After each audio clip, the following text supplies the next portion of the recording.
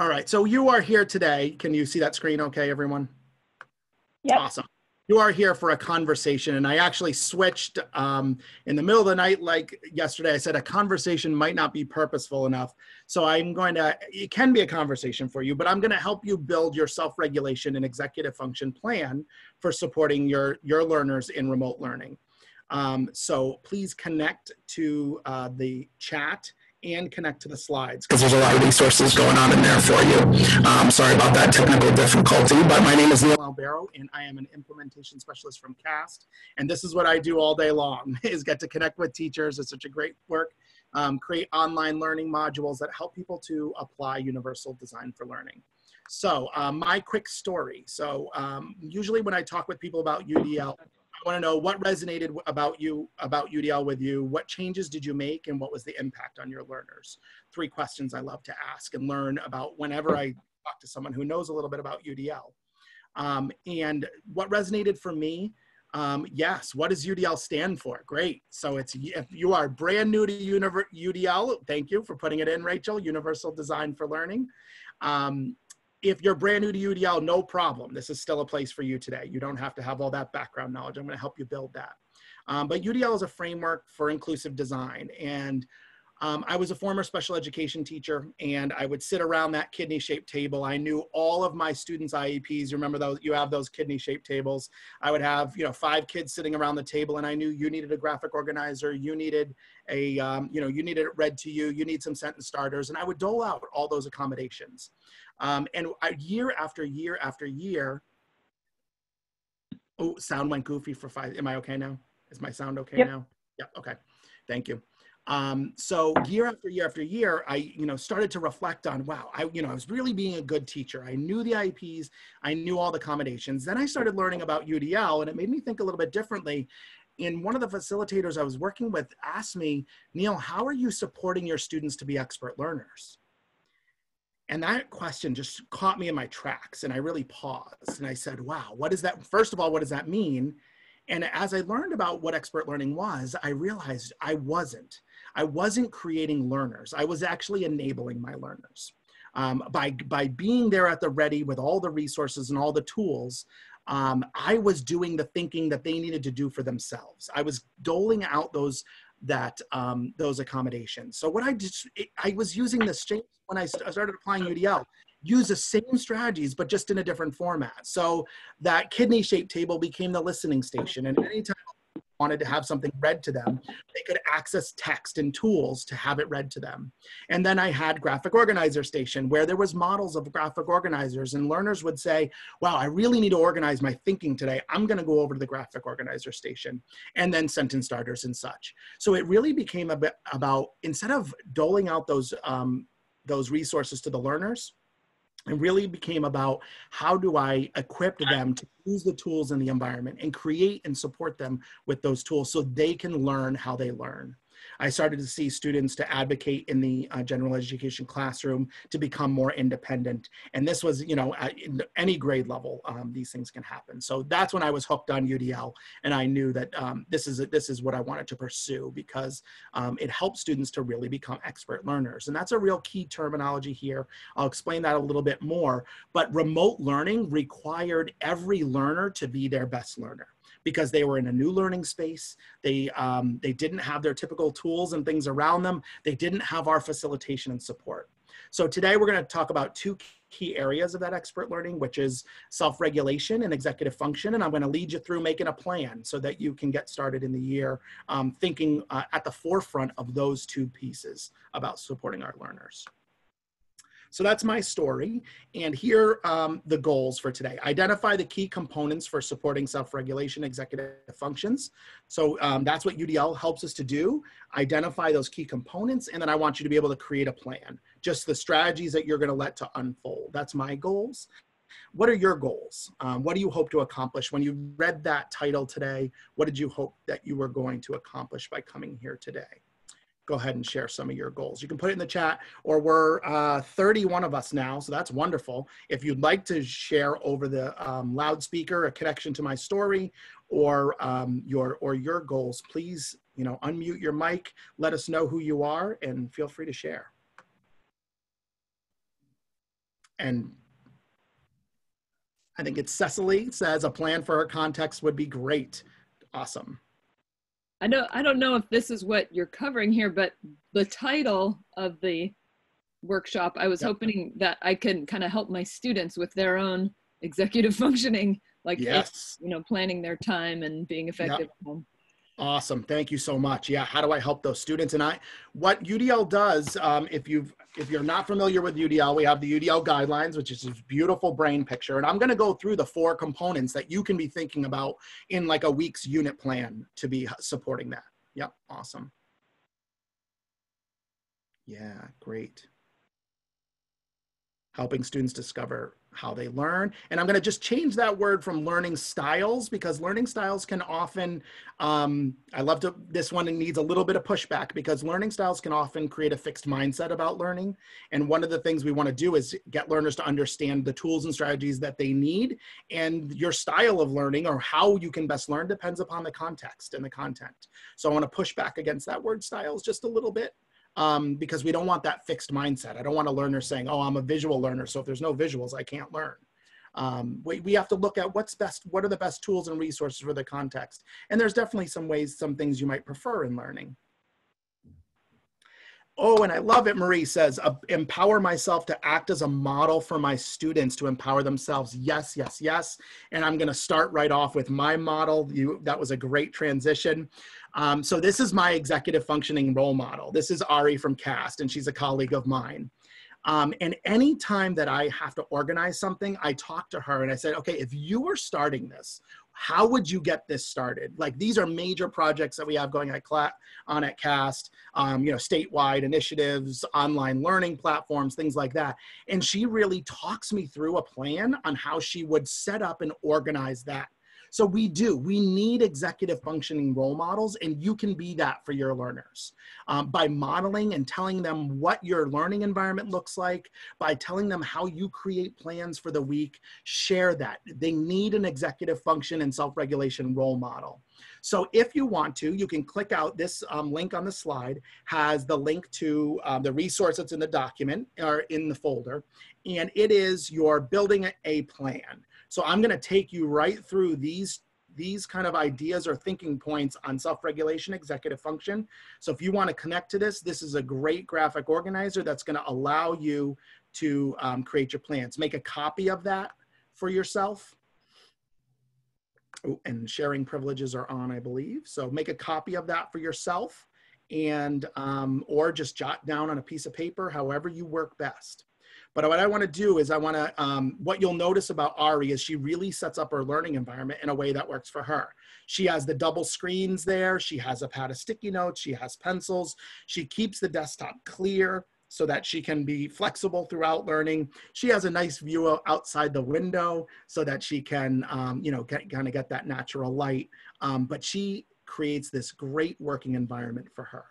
So what I want you to do is take the next 2 minutes, and I want you to create your own learning environment and share with us in the chat or over the speaker. What are you doing? What are you changing? So what do you need to get to do your best learning today? Do you need to get a drink? Do you need to organize your space a little bit? Do you need to do some self-regulation before we get started? Maybe you just jumped on. I know it's early in the morning out there. Maybe you just jumped on and you're like, oh man, I wish I did a quick walk or a few jumping jacks or something before we got started. So go ahead and take 2 minutes right now to set up your learning environment to be ready for today. And let us know in the chat the types of things that you're doing.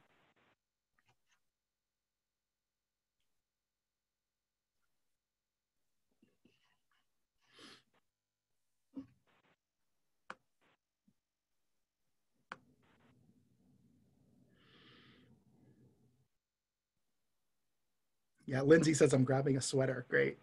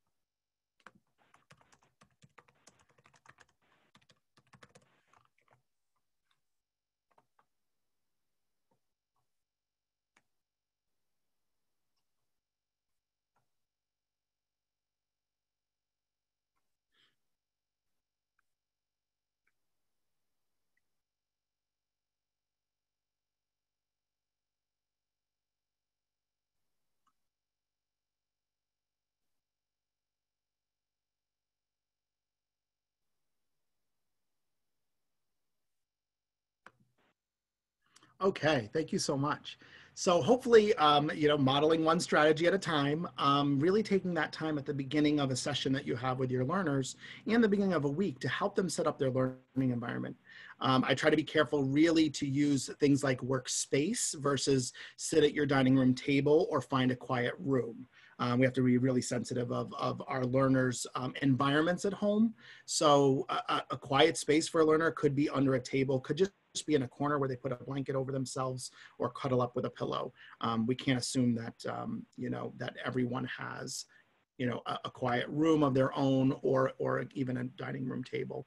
So we use some general terms like spaces and keep, you know, looking for your flexible options. I grabbed my fidget. I always love to have a fidget.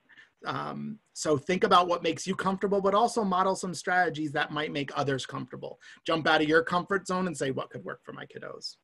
So, so universal design for learning, I'm going to ask you just for a word or a phrase here. Go ahead and put it in the chat that really resonates with you from this definition. Universal design for learning is an approach to improve and optimize teaching and learning for all by setting clear, rigorous goals, anticipating barriers, and proactively designing to minimize those barriers.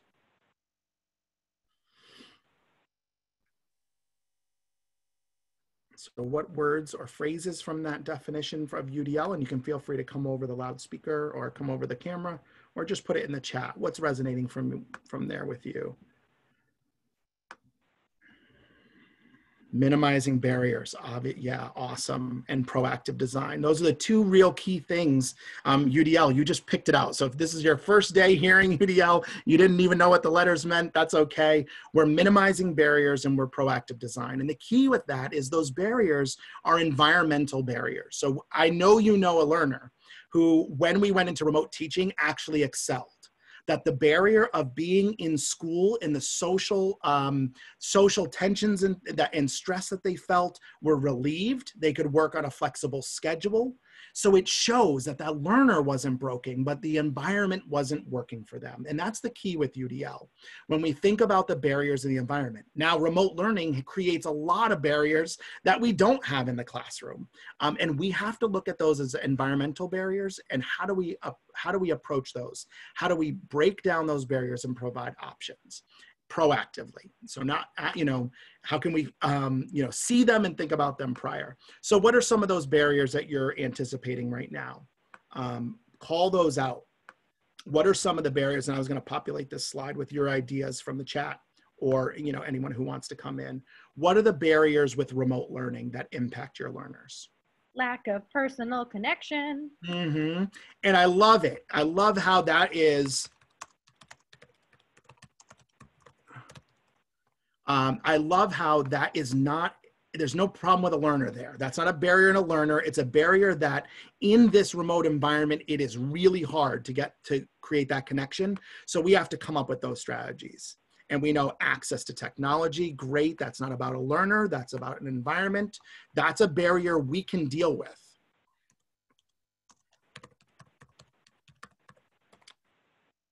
Yeah. And hard to keep accountable for like getting kids to turn in work because you can't see it. You can't be like, hand it to me. Yep. So whatever you want to call that, like accountability of giving the content. Great. And that's so much about executive functions. There's a lot of engagement there too, but that's about it in executive functions. Right. Maintaining interest. I'm going to put that one because it's not the learner. We're not putting the barrier in the learner. We're putting, and public typing is always a terror for me. Maintaining interest. Great. So we've got some, and I'll take from the chat and I'll continue to populate that. So what we have to understand and where UDL connects really well here is remote learning required the best of our learning skills in this new environment. So we're going to ask, how can we support expert learning in this remote, hybrid, or in-person setting? And I'm assuming from what I've heard, are you all remote to start the year? Is there anyone that's going hybrid? I'm seeing all remote. Yes, all remote, right. Okay, Massachusetts, we have some hybrid models going on in some districts. And so when we talk about expert learning, these are some descriptors. If you click on this picture, it'll take you out to the document so that you can read those. But go ahead and look through those and say, wait, which of these skills do I want my learners, or do I need my learners to be expert in when we're thinking about remote learning? What do I need them to be able to do? Yep, the county is required to start distance learning. Thank you. So which of these descriptors really resonates with you and says, yeah, I need my learners to be able to do that in remote learning?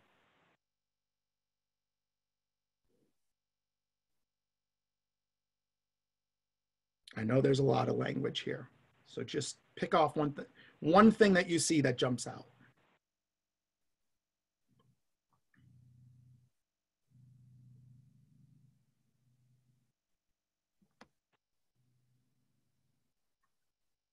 Awesome. Monitoring progress, sustaining effort, formulating a plan.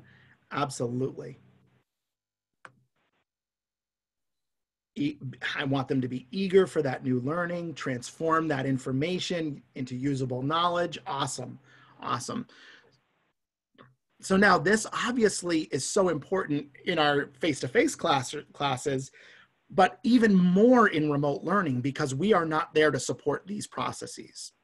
So let's go through some strategies. So we've kind of set up, built background knowledge and set things up for you. And now I'll start to introduce you to this document. So this is the UDL guidelines. And in each of these guidelines, there are strategies that are recommended. And I'm going to take you through those. If this is the first time you've seen this document, no worries, because I'm going to help build that background knowledge for you. So this box here, we're going to go through self-regulation. For a learner to stay engaged in learning, they have to be able to self-regulate. And this over here in blue is action expression. For learners to be able to demonstrate and share their knowledge, they have to be able to exact or use all of their executive functioning skills to be able to create products and share their learning. And so that's how UDL ties in here. So just put in the chat, where are you with this document? 1, whoa, I'm seeing this for the first time. 3 would be, I know a few of those boxes. I kind of seen that before. Or 5, I could rewrite that from memory. Awesome. Great, great, great. Okay, so a lot of people that are brand new to this. Now, we do years and years of training on universal design for learning, so don't feel like this is something you have to take and own right now. Let's just live in this conversation around self-regulation and executive function, okay? Does that sound all right?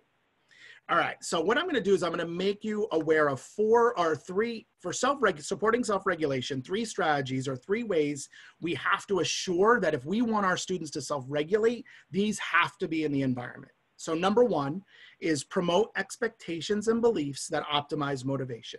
And we're going to go into each one of these. 2, facilitate personal coping skills and strategies. And 3, develop self-assessment and reflection.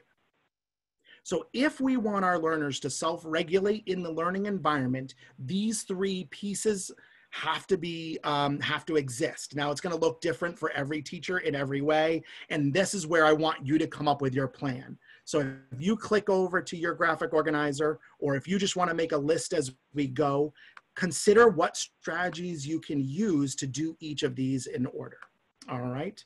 So let's start with the first one. Tell me what you did. How did you, in remote learning, promote expectations and motivation? Some things we can do. Lots of feedback for students, lots of connection and feedback, letting them know that they're on the track and they're doing a great job and we believe in them. A learner won't be able to self-regulate if they don't think they're in a learning environment where people believe in them. We highlight their progress and tell them their individual strengths, and we promote that growth mindset. And all of the videos that educators created and sent out to kids that said, we miss you and we love you. The drive-bys that we did, that we had outside our school when they came and we did those parades. That all makes us feel good. But when I put it into the perspective that that is the start to their self-regulation, that if we don't have those, students are going to say, well, the environment, they don't care about me. All they want is these assignments. And I'm not truly valued as a person in this. They won't be able to self-regulate for learning. So when we did all those things, that was the beginning of them being able to self-regulate. So tell me what you did and what's your plan to connect with your students to let them know that they are valued and important in this environment. Is it going to be a video? Are you going to have an orientation? Are you going to make personal phone calls? What will you do so that your learners will know that they are valued and important? Daily check-in monitoring in the morning meetings, great. Keeping open that communication. And often that first communication has to come from us to communicate this, right?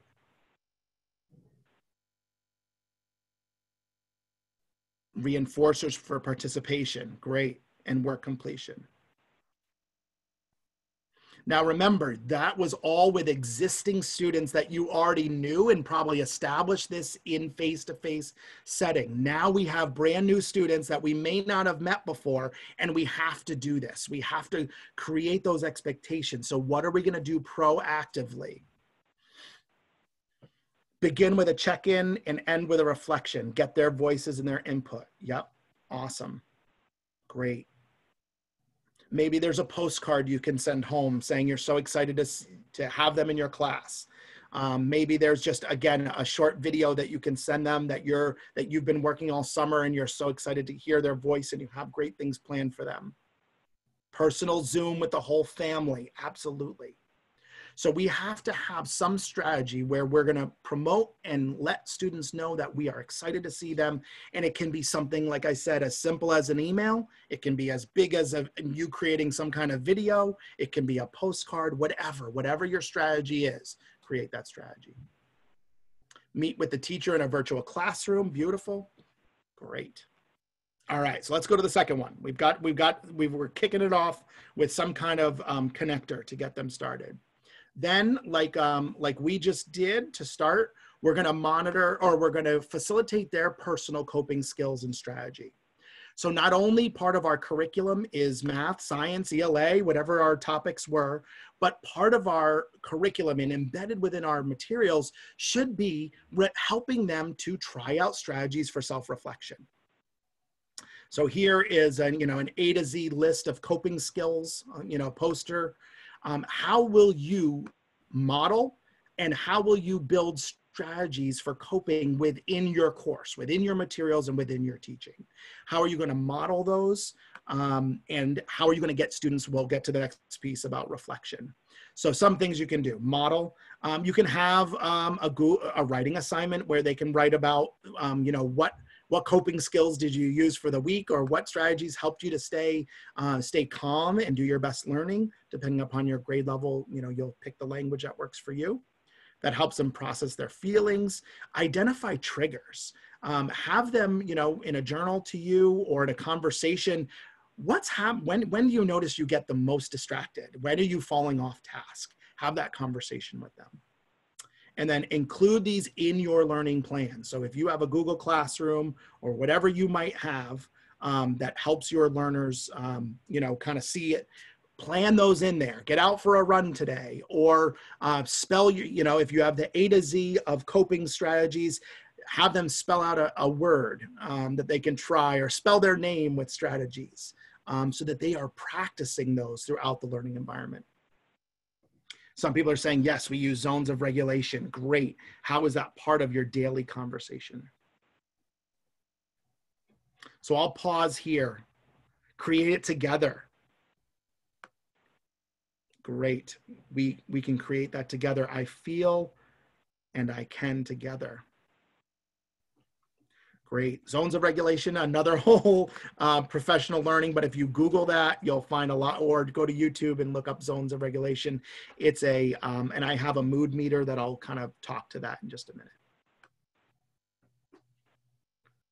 So how are you going to build and model in strategies for your learners?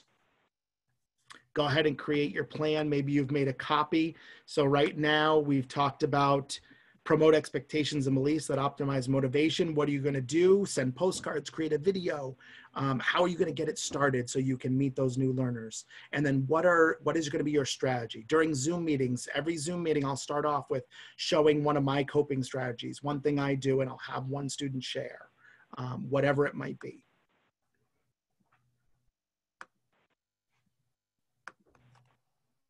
All right, and our next one, our final one in those self-regulation guidelines is that ongoing self-assessment. So self-assess and reflect. I love this stoplight reflection is a great reflection to do at the end of a lesson or at the end of a week. And what we're asking about is not content. So I'm a former math teacher and I would give exit tickets. It would be a math problem. After UDL, I changed, and yes, I might give that math reflection, but I started to focus more on the learning environment and what was working. So I would do things like the stoplight reflection, red, something that stopped my learning this week, yellow, a question that I still have, or green, something I'm excited about, because I wanted to really reflect on how the learning environment was working for them. So try out a stoplight reflection. Reflect on their achievement of goals and their tasks this week.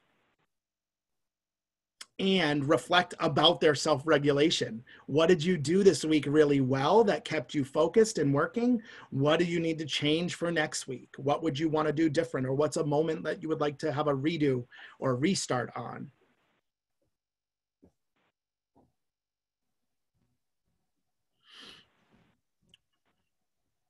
I'm going to give you just a couple more ideas on this, and then we'll pause, we'll go full screen, and we'll talk about what we're thinking before we go into our next section. All right, so here, this is kind of has to do with the zones of regulation, but ongoing self-reflection is really important. Have them keep thinking about what's working and what they can continue. They can share their emotions with you with emojis are a great way to do it. So just come up with some emoji tags and just ask, how are you feeling today? You know, tell me which one you feel like and why. This is a great way to get kids to let you know what's on their mind. And they may pick an emotion and tie it to something that you would not even imagine would go with that emotion, but it's really just an in. And this up here is called the mood meter. This is a great tool based upon very similar to the zones of regulation. So going across here, we have our pleasantness, how happy we are across the x-axis, if you're a math teacher there. And going up and down, we have our energy. So for example, really high pleasantness, really happy, and really high energy might be SpongeBob. So imagine teaching a whole class of SpongeBob students. How would that feel? That might be pretty overwhelming and pretty daunting. So, but we start to ask students, well, how are you feeling? What's going on? And they might say, oh yeah, I'm feeling excited or alert or elated or happy. We give them some language around those feelings. If you're feeling pleasant but really low energy, you might be a Kermit the Frog. This is anger. And if you are feeling really low pleasantness and high energy, you might feel tense or nervous or stressed. And then you have your Eeyore here, down, sad, and depressed. And really, it's just the start of a conversation. We're not trying to fix anyone. We're trying to help them understand. So we might ask, hey, what got you here? Why are you feeling that way this week? What coping strategies that we talked about can help you get to a better place if you want to? Or is this a good place for you right now? So just giving them ways to communicate about their feelings and how their things are working for them in the remote learning is really important. And some of these tools are great ways to start the conversation. So it gives them something visual to look at and gives them something. So then the emotions kind of go over there. So if I just go on the camera and say, how you feeling this week? I might get an okay answer. But if I put up these emojis and said, tell me which one you feel like this week and tell me why, I might get a little bit more insight into what's going on. Roses, I'm seeing in the chat, roses and thorns are a great way to do that too. Absolutely, Maria. And then remember that we, especially as we get into that younger elementary, we are serving as a parent support, right? We need them to be co-facilitators of their learners, of their child's education here. So offering flexible helping parents set up schedules, being really clear on our expectations, and then send them those self-regulation ideas. This is something that you could put a top 10 list for parents. You know, help your student's child self-regulate and put those brain breaks, flexible seating, you know, put some images, pictures, go back to this, you know, go back to this chart and identify some, you know, which ones you think would really work, and send that out to parents so you can help them practice those with their kiddos.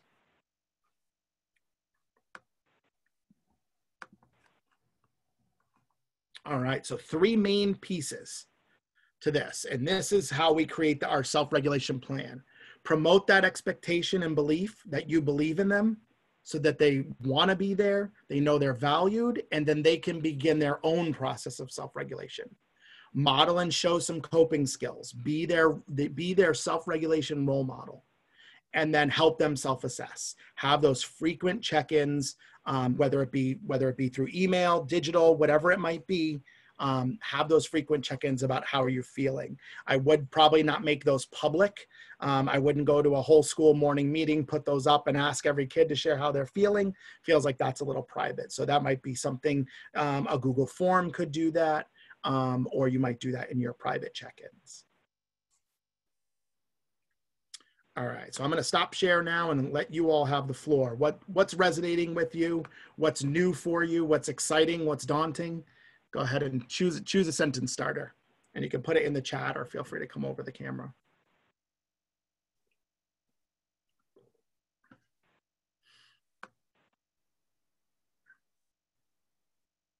Any questions about those bullet points that I shared with you, those 3 strategies to get started?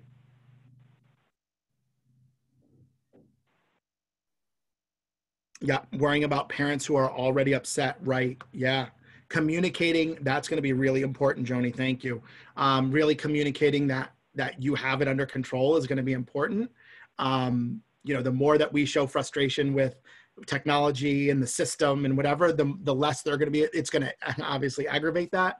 So we have to give off that we've got this under control, that, you know, talking with your child on Zoom might provide more insight, more conversation, and more instruction than I could have in a day, you know, with 25 students. So we're going to really provide some customized time for your child. So really talking them through that's going to be important. Yeah. Yep, parents who work and aren't able to support their child academically. Yep, that's a real challenge.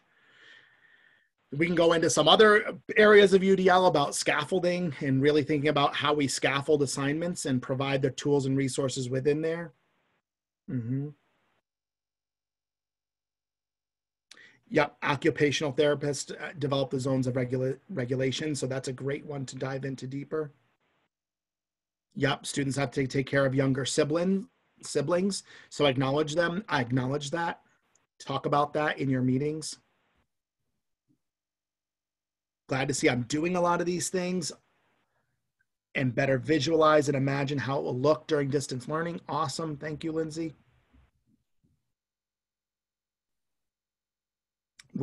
Yeah, you're getting some, Maria saying, I'm getting some reminders and some new things. That's awesome. And what I like about UDL is it puts it in those three terms, and how they relate to each other and how they build is so important, because I know the move to remote learning, I was like, I have to get content up. I have to have assignments up. I need things for these kiddos to do. And all of these self-regulation pieces were the last things I remembered about. And now they have to be the first.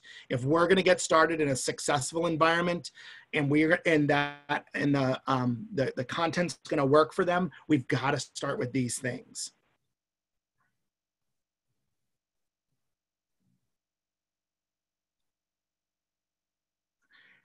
High school level. And what I would do is at a high school level, I would talk about these 3 things and allow them to create their own. At a high school level, you could absolutely say, what do you do to cope? What do you do when there's a trigger and you know that you're going to lose focus? I would talk to my students about that. So even just turning some of those slides into some questions or a survey, and allowing them to think about that, that's awesome. And what can I do to support you? So what would you want? Would you want the daily check-in? Would you want the emails? What ways would you want so that I can check in with you on these things and let them create the system? Yeah, Janet, I think support and motivation comes naturally in live teaching. So just learning how to transfer those skills to the virtual learning. Absolutely. And just knowing that that's on your mind, that I have to, that pat on the back, that high five when they come through the door, that's not there. So what's going to be my virtual high five? What's going to be my pat on the back? Because I know what that did for my learners. Awesome stuff. Are there different expectations for grade level in terms of self-reg and executive function? And I think we support it in the same way. The strategies may differ and what they might need, but we all need the best of that, right? We all need the best of our self-regulation executive functions. I always say, you know, they're going into the hardest and most complex learning they've ever done. So the strategies that they have are good, but are insufficient, often insufficient, because it's always ramped up, ramped up a notch with the assignments, with the level of complexity, with the thinking they have to do. So we have to model these in every setting. Is there a developmental continuum? Yeah, but that's going to be so variable by learner. You know, I have an 8-year-old, or I have a 10-year-old who is like an executive function king, can organize everything, was able to go on, never missed a meeting, everything. My 13-year-old, not so much, right? So there's a continuum, but every child is on their own continuum. So what I do as an educator is I plan for all of that. So the student that may want the schedule built out for them for the week, and a student that can create their own. That's what variability, and that's a term in UDL, variability is all about. Think about, in any environment, there's someone who's going to need super support, and there's someone who's going to be able to do it independently. And I want to have the tools there so they can do those things.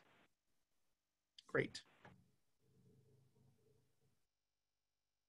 Yeah, regular sleep habits before self-regulation. Absolutely. How do we support those students to have those regular sleep habits? Mm-hmm.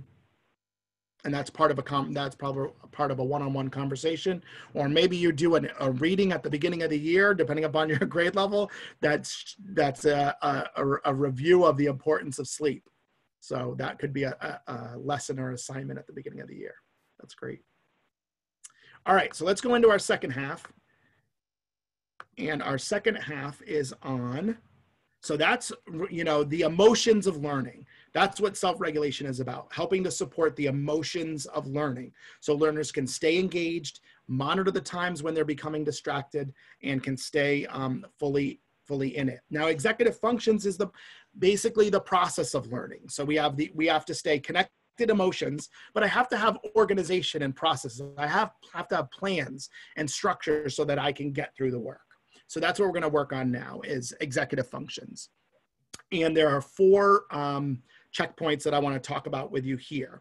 So first, how do we start off our executive functions? We have to have the goal setting. We have to know what the goal is. Then we go to creating the plan.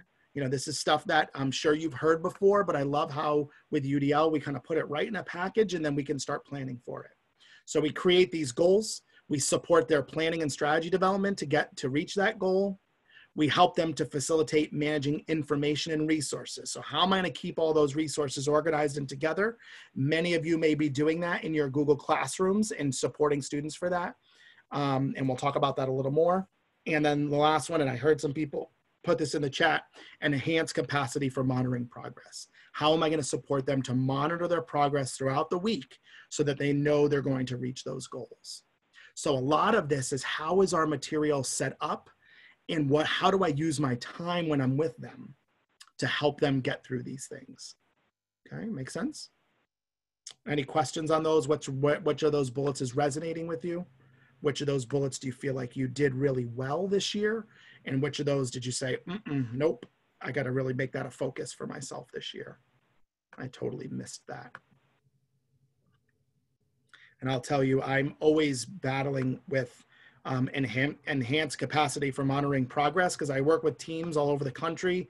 I probably have 15 different contracts, and how do I know that every learner on that contract is making the progress they want? It's my problem too. That's my problem of practice. So constantly putting out tools and reminders, and giving people next steps to work on and their personal plans is important. Vision boards can help with goal setting. Awesome. Yes. And the workspace. Putting it up in their workspace. Thanks, Janet. Yeah.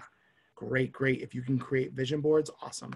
All right. So let's go to guide appropriate goal setting. So set your daily and weekly goals with students. So that's a great use of your time when you're on those Zoom meetings. I know we often want to give content, but we want to help that self-regulation, and now we want to help that goal setting. Making sure students know clearly what the goals, articulate those for the week, help them to understand those, help them to use an online calendar or provide like a task list so that they can print that and be able to use that. That really clear goal and tasks are so important.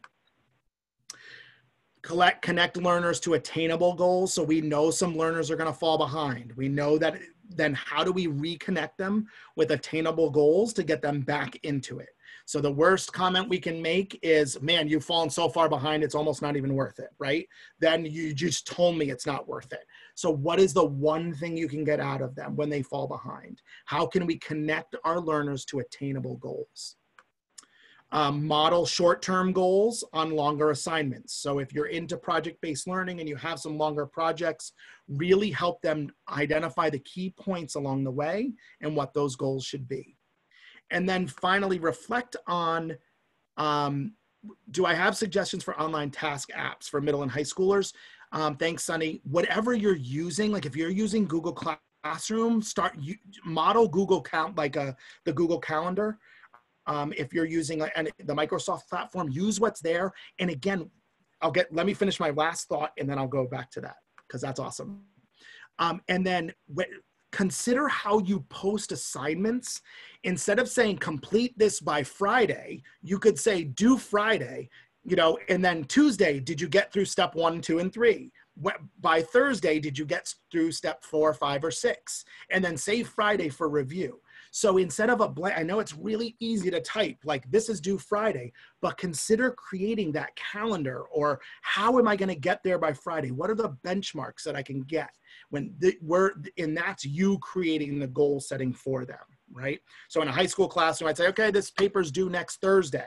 All right, how do I create the plan between now and next Thursday to get there? And sometimes just the simple language that I use in a Google Calendar or my Google Classroom, instead of saying due Friday, just say, consider, did you, whatever it is, did you write your rough draft by Wednesday? Did you do this? And that little language shift is going to help them to, support their executive functions. So Sunny, back to you. Yeah, there's not a specific app I use. Tie it to whatever digital system you're using, Google Classroom, or if you're using, some people have moved over to the Microsoft platform, use that Microsoft Outlook calendar, and then get students to share their strategies. I just told you at the beginning, I have Ari's like my executive functioning hero. Have students put up their calendars and say, hey, would you mind sharing how you do this? Sometimes we can create our own systems once we see that model. So take the time to say, look how this person broke down their assignment, their schedule. Do that. Or when you're on the camera, say, okay, I want you to, over the next week, assign yourself your own homework so that you're going to get to this end. And don't only say what you're going to do, write the materials you're going to need to accomplish that. What are the resources that are going to be tied to that, and really help them build out that schedule. This is one of the best things that we can do in remote learning, because we're not there in the classroom to say, okay, open up your red folder. Wait, why is your outline not in there? We have to help them create the folder and put the outline in it so that they can stay there. All right. Feels good? So goal setting, really, really important. All right, we talked a little bit about this as well, support planning and strategy development. So model your planning and strategies. Whatever you do to create a week's worth of plans, share that with your students. Let them know the work and the tasks and how you break them down. Be their executive function and planning role model. Keep as many familiar structures as you can, right? So whatever well, it's not going to be familiar now. So you have to actually get to update that one for this time of year. So you have to model the familiar structures that you want them to use and slowly, gradually release the ownership over to them. And then ask for their reflections constantly. What worked this week for you in your planning and strategy, and what didn't work? So you can see that in UDL, we're really about the design of the learning and how's it working. We haven't even talked about content yet. We didn't talk about science materials, social studies materials. It's really about the design of the learning to support the learner. And then we can get into the content. All right, next one is facilitate managing information. And I want you to just go through your Google Classroom and think about how, or whatever you're using, think about how many clicks it takes a student to get there, right? If it takes more than 3 clicks, we're not helping to managing information and resources. If it's hard for you to find, they're not gonna get there. So think about how you can best clearly manage that. You know, in elementary school, we have all of our kiddos in one place. They come to one class. In middle schools, how do we talk amongst our team to come up with similar systems?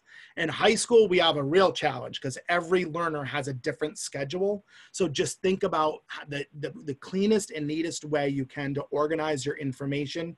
And without putting links, like I can't stand that the first link I put, and I'll show you, what to the slides look like that. Like that helps. Don't slides here and then this long. Nope, we want to link. We want to name the resource and link to it. Tell them what the resource is. Is it a video? Tell them how long the video is. Video, 5 minutes and 30 seconds. Because when they are at home and they know that if they're caring for a younger brother or sister and they look at that assignment, they go, oh, I have just enough time to watch this video before I get started. So really the naming conventions that you use, the timings that you put in, and how you share and organize those resources are going to help it to be usable by your students. All right, and the last one, and then we'll go to full screen and have a chat.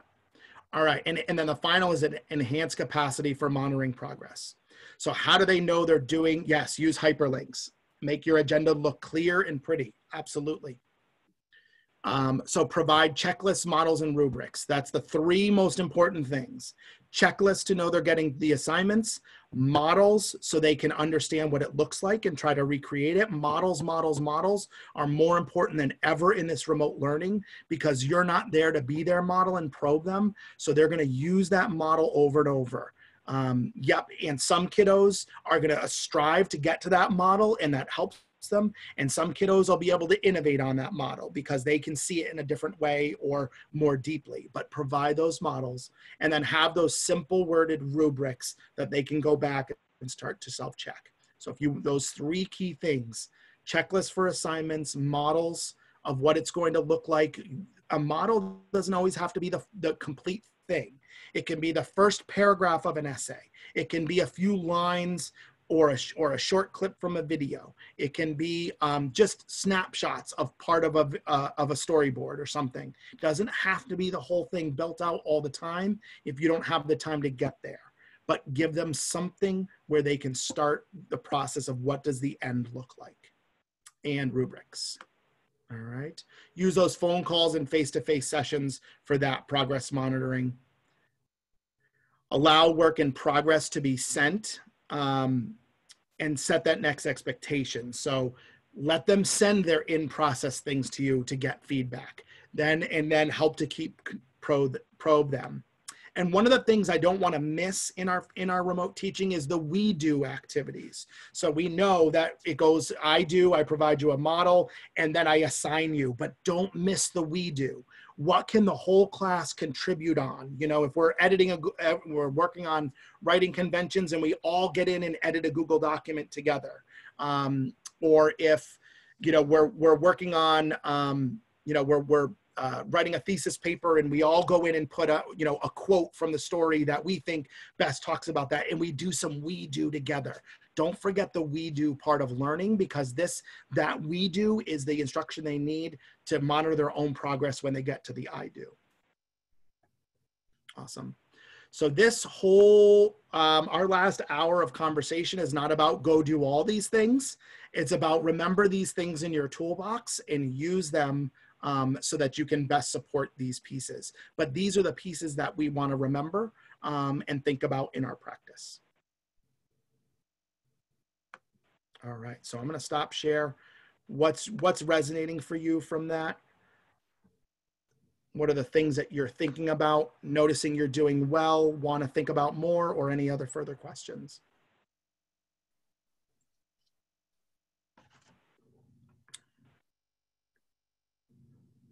And modeling my own self, I'll ask for feedback. Was that way too much, too fast? Was it, how did that hit you today? And be pretty honest. Yeah, I love the 3-click rule. Good, Joni. Yeah, if you're finding something's beyond 3 clicks, they might not get to it. Yeah, the we do. And the we do doesn't have to be synchronous, meaning online together. It can just be everybody answering a question on your Google Classroom. It could be posting something and saying, you know, here's a text. Everyone highlight a sentence that you think best represents the theme. Or it could be a math problem where you pose a math problem and say, hey, you know, what would be your first step in solving this problem? Whatever it might be, it doesn't have to be synchronous. It can be asynchronous as well. And I think that's just a piece of this. I know in the haste to get things up that I know I lost, and can really benefit that monitoring progress. Too fast. Thanks, Timothy. Sorry about that. I'm going to figure out a way. There's so much content. Figure out a way to, if it's a 1-hour presentation, to cut it down. Sorry about that. You have the recording to go back to, which is nice. And the slides have everything that we shared.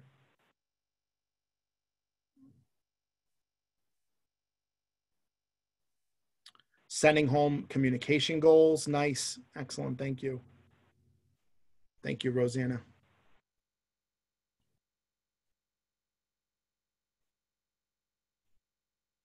Good, good, good. All right. Any other questions or thoughts? Maybe we can stop the recording now, Lindsay, just in case anyone doesn't want to be on the recording and has question or thought, want to share anything.